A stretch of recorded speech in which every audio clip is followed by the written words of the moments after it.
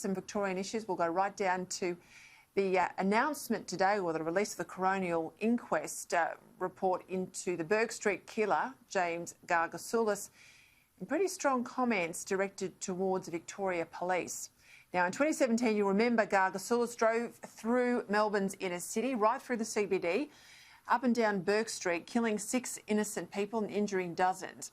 While delivering findings following a 6-week inquest, Coroner Jackie Hawkins says that the negotiation strategy employed by police to stop Gargasoulas never had a chance to succeed. It is agonising that despite the escalating events of the previous days and the scores of police members actively engaged in attempting to stop him, such a violent, drug-fuelled, psychotic and delusional perpetrator was able to slip through the cracks and evade interception by police over several hours on 20 January 2017. In this context, a remarkable confluence of events emerged in favour of the offender, including a set of systemic deficiencies in the response of Victoria Police that permitted manipulation by a single, dangerous and unpredictable offender. Joining me now is Victoria's Shadow Police Minister, David Southwick, in Melbourne.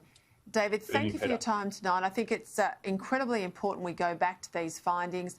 Quite some strong criticisms there of Victoria Police, but of course the circumstances of James Gargasoulas and indeed, you know, use of drugs and psychotic episodes are on the rise in our community.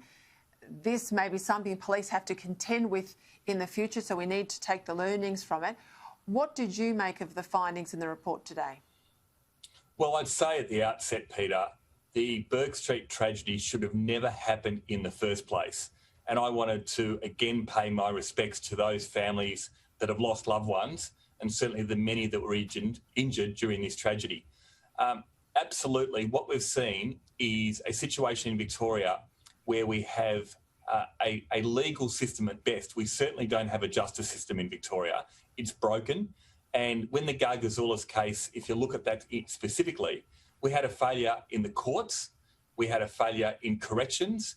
He was bailed 6 days before after not appearing 13 different times.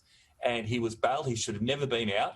And, of course, we had a failure with police command, having Gargasoulas going on an 11-hour drug-fuelled rage and not being shut down when there was plenty of opportunities to do so. The situation was very, very clear. Victoria Police on the front line were left to effectively second-guess themselves. And what the coroner reported today was very much that you can't have a situation where police on the ground can't make these decisions when they need to at very, very important times. Gargasoulas should have never been allowed to do what he did, and this was a massive failure in our system.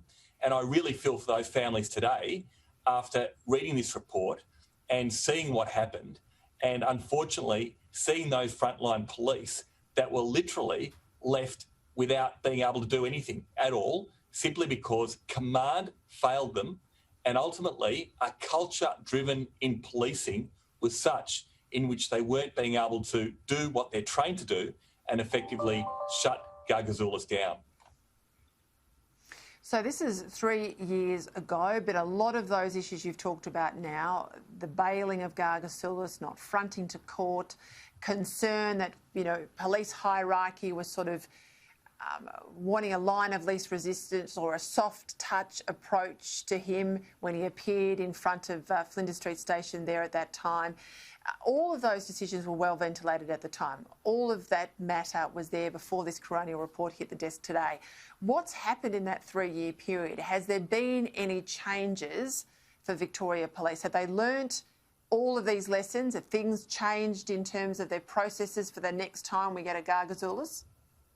Well, look, I mean, I think, again, this is a broader situation of our whole justice system. And we see currently, it was only a situation where a nurse was violently attacked on the streets, and the perpetrator was given a corrections order and certainly was able to walk free. you know, our bail system, our justice system, our court system's broken. The fact that there are a number of recommendations out of this report today, 9 recommendations, some of which have been taken up. Things like the vehicle pursuit policy, which back in 2015 under Daniel Andrews, he implemented a safety first policy, which meant you wouldn't chase people down. So we had a situation where we went from some 1,700 people a year that would be chased to only 30. And we had situations where 300 people a month would know, the bad guys, that the police wouldn't chase them. So they'd let to take off and effectively off to their own devices. So there are a number of things, Peter, here that need to occur. I think we saw also in the recent events during the lockdown, a lot of confusion about the rules. Certainly many of the frontline that I spoke to were very confused about whether people should or shouldn't be fined. And I know it's a very, very different set of circumstances, but there needs to be consistency.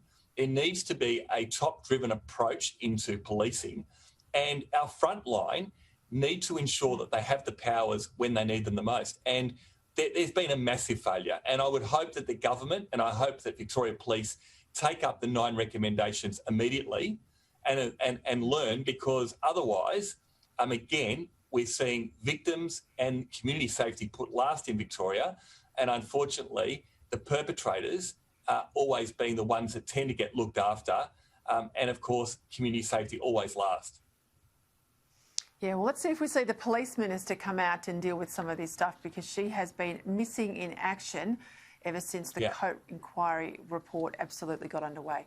Thank you for your time, David Southwick. Pleasure. Thanks, Peter.